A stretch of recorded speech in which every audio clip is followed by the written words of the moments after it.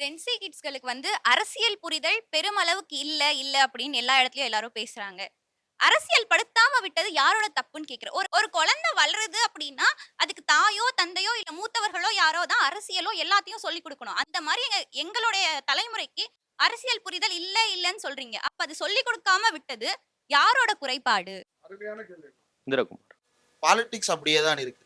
தமிழ்நாட்டினுடைய அரசியல் 1967 எந்த திசைவெளியில் தீர்மானிக்கப்பட்டதோ அந்த திசைவெளியிலிருந்து அதற்கு பிறகு அமைந்த எந்த கவர்மெண்ட்டுமே மாற முடியாது. இருமொழி கொள்கையோ அல்லது சுயமரியாதை திருமணத்தையோ இந்த தமிழ்நாட்டினுடைய பெயரையோ அல்லது இந்த தமிழ்நாடு எப்படி இயங்கும் என்ற அந்த மரபு முறைமையோ 67 அமைந்த அந்த மரபு முறைமையை யாராலும் மாற்ற முடியாது அப்படின்றது. அப்போ இந்த அரசியல் என்பது இந்த களத்தில் தான் இருக்கிறது. இந்த அரசியல் மயப்படுத்தப்படவில்லை அப்படின்றது எங்கிருந்து வருகிறது அப்படின்னா 2-3 இடங்கள்ல இதனுடைய இது எதன் காரணமாக இது நடந்திருக்கலாம் அப்படின்றதுல ஒண்ணு கல்லூரிகள்லயும் பல்கலைக்கழகங்கள்லயும் இருந்த ஆக்டிவான அந்த ஸ்டூடெண்ட் பாலிடிக்ஸ் அப்படின்றது பெரிய மிஸ்ஸிங்.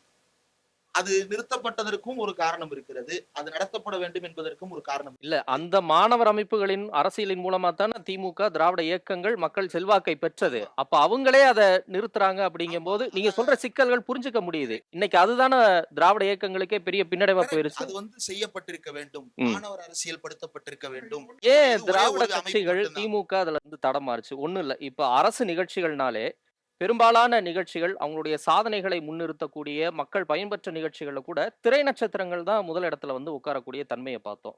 பள்ளிகள்ல, கல்லூரிகள்ல இன்ஸ்டாகிராம் இன்ஃப்ளூயன்சர்ஸ் சிறப்பு விருந்தினர்களா அமர்ந்து அவங்க அதை ரீல்ஸா எடுத்து போட்டு அதை கொண்டாடக்கூடிய மனநிலையெல்லாம் நம்ம பார்க்கிறோம். அப்ப இந்த மாதிரியான ஒரு சூழலை திராவிட கட்சிகள் பார்த்து அதுல இருந்து ஒரு மாற்றத்தை விளைவிக்காம அதை பார்த்து அமைதியா இருக்கும்போது அந்த பாதிப்பு உங்களுக்கு தானே வரும். அப்ப நீங்க ஏன் அதை செய்யாம விட்டீங்க? இல்ல, நம்பர் ஒன்னு ஸ்டூடெண்ட்ஸ நேரடியாக அவர்களே அரசியல் உரையாடல் நடத்துவதற்கான கல்லூரிகள்ல இல்லாமல் போனதை தவிர, அதனால மாணவர்கள் எல்லாம் புறக்கணிக்கப்பட்டு விட்டார்கள், ஒதுக்கப்பட்டு விட்டார்களா என்றால் இல்லை. அந்த மாணவர்களுக்கு தான் திட்டங்கள் நடத்தப்பட்டது. இப்போ உதாரணத்திற்கு பல்வேறு அரசு நிகழ்ச்சிகள் கடந்த ஆட்சி காலத்துல நடந்த போதும் கூட மிஷ்கின் பேசியிருக்கிறாரு, தியாகராஜன் குமார் ராஜா பேசியிருக்கிறாரு, சிவகார்த்திகேயன் பேசியிருக்கிறாரு. ஆமா, ஆனா அவங்க என்ன பேசினாங்க? சிவகார்த்திகேயன் என்ன பேசினாரு? என்னைய பார்த்து எல்லாரும் நடிகன் ஆகணும்னு மட்டும் நினைக்காதீங்க. நான் எம்பிஏ பட்டதாரி. நான் ப்ராஜெக்ட் எல்லாம் பண்ணி முடிச்சுட்டு தான் அதுக்கப்புறம் இன்னைக்கு இந்த இடத்துல இருக்கேன். இந்த சினிமா இல்லைன்னாலும் நாளைக்கு இந்த படிப்பு எனக்கு சோறு போடும்னு அவர் சொல்றாரு. அதே போல தியாகராஜன் குமார் ராஜா வர்றாரு. தியாகராஜன் ஒரே கேள்வி. இது இப்ப பேசினான்னு சொன்னீங்களா? நான் முடிச்சிறேன். சரி, பேசு. தியாகராஜன் குமார் ராஜா வர்றாரு. தியாகராஜன் குமார் ராஜா என்ன சொல்றாரு? இந்த நாட்டுல ஏகலைவன் வித்தை இருக்க சாத்திரங்கள் அனுமதிக்கவில்லைன்னு கலைஞர் சொன்ன வசனத்தை அந்த அரசியல் வீரியத்தோடு இல்லாவிட்டாலும் கூட இங்க கட்டை விரலை காணிக்கையாக வைக்க வேண்டிய நிலை இன்றைக்கு இல்லை அப்படின்ற அந்த தீவிரமான அரசியல் உணர்ச்சியை தான் அவர் கடத்துறாரு. இன்றைக்கு திரைப்பிரபலங்கள் அந்த அரசியல் வேலைகளை செய்யாமல் இருக்கிறார்களா? என்ன நிகழ்ச்சிக்கு கூட்டிட்டு மேடையில அவங்க செய்யலையே தவிர திரைப்பிரபலங்கள் இன்றைக்கும் கூட ஒயிட் ஷர்ட், பீச் பேண்ட் போட்டு அவங்களுடைய அரசியலை அவங்க சமூக வலைதளங்கள்ல மார்க்கெட் வேல்யூக்காக அவங்க பண்ணிட்டு தான் இருக்கிறாங்க. மார்க்கெட் வேல்யூ அப்படின்னு நான் சொல்றது சினிமா மார்க்கெட் வேல்யூ மட்டும் இல்ல, அவங்களுடைய விற்பனை பொருட்களுடைய மார்க்கெட் வேல்யூ சேர்த்து. இல்ல, இதுதான் இங்க பிரச்சனை. இல்ல ஒரு நிமிஷம். இல்ல நீங்க இப்படி என்னை முடிக்க விட்டாதான் ஒரு உங்களை சுருக்கலாம் இல்ல, நீங்க உரையாட தயாரா இல்ல. சுருக்கலாம் இல்ல, நீங்க உரையாட தயாரா இல்ல. நீங்க பிரச்சாரத்தை செஞ்சுட்டு ஓடின்னு நினைக்கிறீங்க. பிரச்சாரத்தை செஞ்சுட்டு ஓடுறதுக்கு பேர் விவாதம் கிடையாது. நீங்க உரையாடுறது விவாதம் கிடையாது. ஒரு கேள்வி கேட்கறதுக்கு வரணும்னா இருங்க விவேக் அவர் முடிச்சிட்டு இருக்கணும். நீங்க பிரச்சாரம் மட்டுமே பண்ணிட்டு ஓடி போறது உரையாடலும் விவாதத்துக்கான கிளம்பே கிடையவே கிடையாது. இல்ல நீங்க உங்க மனநிலையே தப்பா இருக்கீங்க. you must be ready to take questions. சுருக்கமா இந்திரகுமார். இன்றைக்கும் பேசுறாங்க. ஆனா இந்த தத்துவங்களையோ இந்த கருத்துகளையோ இது மாதிரியான ஆழமான புரிதலை ஏற்படுத்துகின்ற உரையாடலையோ இன்னைக்கு எடுக்கிறாங்களா? அப்போ இது வேற. யார் முன்னிறுத்தப்படுகிறார்கள், என்ன பேசப்படுகிறதுன்றது. மாணவர்களை அரசியல் மயப்படுத்துறதுல இன்றைக்கும் கூட ரொம்ப தீவிரமாக கல்லூரிகள்லையும் பள்ளிகள்லையும் மாணவர் அரசியலை ஊக்குவிக்க வேண்டும் என்ற கோரிக்கை இன்றைக்கும் முதலமைச்சரை பார்த்து SFI கோரிக்கை வைத்திருக்கிறது. நான் உண்மையிலே வரவேற்கிறேன். இன்றைக்கு இல்ல, இது கடந்த காலத்திலையுமே சிபிஐ சிபிஎம் மட்டும்தான் தொடர்ந்து இந்த மாணவர் இயக்க அரசியலை கல்லூரிகள் அனுமதிக்கணும்ன்ற கோரிக்கையை தொடர்ந்து முன் வச்சிருக்கிறாங்க.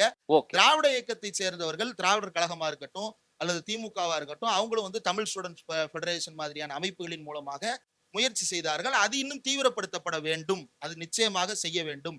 அதை தவிர்க்க கூடாது. ஆனா எங்க இடர்பாடு வருது அப்படின்னா, தீவிரமான அரசியல் உணர்ச்சியை கடத்துவது அப்படின்னு வரும் பொழுது, இப்போ அந்த சைடு இருந்து பேசும்போது என்ன சொல்றாங்க அப்படின்னா, ஜென்சின்ற பேர்ல ஏற்கனவே பேசுனது எதனா பேசுறீங்க அப்படின்றாரு.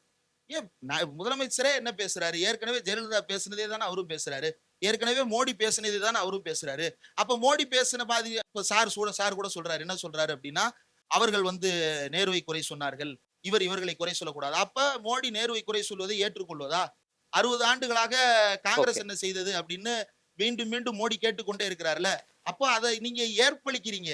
அதை நீங்க லெஜிட்டிமைஸ் பண்றீங்க. அதன் மூலமாக நீங்க கடந்த காலத்திலேயே மாணவர்களுடைய மனநிலையை தங்க வைக்க பாக்குறீங்க.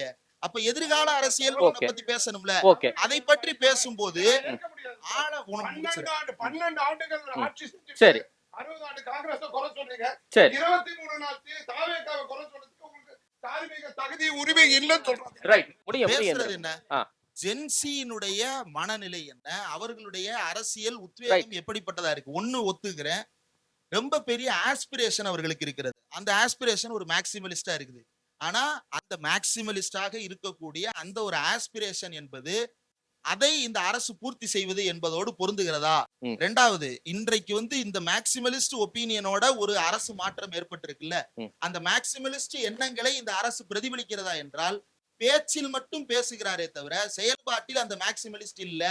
இது என்னன்னா மேக்சிமலிஸ்ட் மினிமலிஸ்ட் அப்படின்ற பேசுறதா இருக்கட்டும் இல்ல இதா இருக்கட்டும், நீங்க இந்த அரசியலே வந்து தமிழ்நாட்டு அரசியல் நீங்க வந்து மாற்றம் அல்லது வந்து நாங்க எடுத்து வைத்த இளைஞர்கள் தங்களுடைய உணர்ச்சியை கட்டமைத்து ஒரு அரசியலை வந்து கொண்டு வர்றாங்க இல்லையா, அந்த அரசியலே இங்க மேக்சிமலிஸ்ட் நீங்க என்ன வெகுஜனமயப்படுத்தல் இல்லையா, வெகுஜன பிரதிநிதித்துவப்படுத்தல் அரசியலுக்கு கீழாகத்தான் நீங்க இத்தனை ஆண்டுகளமா அரசியல் நடந்திருக்கு. நீங்க அதையே முற்றிலுமா நிராகரித்துட்டு ஒரு குழப்பமான வாதத்தை வந்து வைக்கிறாங்க. இன்னொன்னு, நீங்க வந்து முன்னாள் முதலமைச்சர் மு.க. ஸ்டாலினை உட்கார வைத்து பக்கத்துல ஒரு பையன் வந்து உதயநிதி ஸ்டாலினை உட்கார வைத்து அவருடைய சினிமா சகாக்கள் வந்து மேடையில் பேசினால் அது அரசியல் மயப்படுத்தப்பட்டதுக்கு உட்பட்டது. அவர்கள் அந்த அரசியலுக்குள் உள்ளே வர விரும்பாத திரைப்பிரபலங்களோ அல்லது சமூக வலைதள பிரபலங்களோ வேற யாரோ வந்து தங்களுடைய அரசியல் உணர்ச்சியை வந்துட்டு ஒரு பேண்ட் ஷர்ட் போட்டு காட்டினா அது அரசியல் மயமற்றது. இந்த கண்ணோட்டம் இருக்குல்ல, இதுதான் அங்க வந்து விளையாட்டு. இது என்னன்னா, எங்களை ஆதரித்தால் நீ அரசியல் மயப்படுத்தப்பட்டவன், எங்களை ஆதரிக்கவில்லை உனக்கு நீ அரசியல் மயப்படுத்தப்படாதவன், எங்களை ஆதரித்தால் நீ அறிவாளி, எங்களை ஆதரிக்கவில்லை என்றால் நீ தற்கூரி, என்னை ஆதரித்தால் நீ பெரியார் பேரன், என்னை ஆதரிக்கவில்லை என்றால் நீ சங்கி. இந்த நாம் விசஸ் அதர்ஸ்ங்கிறதுல இதுதான் பாசிச மனநிலை. நீங்கள் என்னை ஆதரிக்கவில்லை என்றால் ஒருத்தனுக்கு வந்து அதற்கான இடமே கிடையாதுன்னு பேசுறதுக்குல அது பாசிச மனநிலையுடைய அது பாசிச மனநிலை. நீங்க படிங்க, அதுதான் பாசிச மனநிலை. என்னை ஆதரிக்காத ஒருவனை வந்து அவன் முட்டாள், நான் ஒண்ணு மறக்கல, வாங்க வாதிப்போம், என்ன எல்லாம் படிச்சவனோ என்னை ஆதரிக்காத ஒருவன் அறிவற்றவன் சொல்றது மோசமான பாசிச மனநிலை. அது வந்து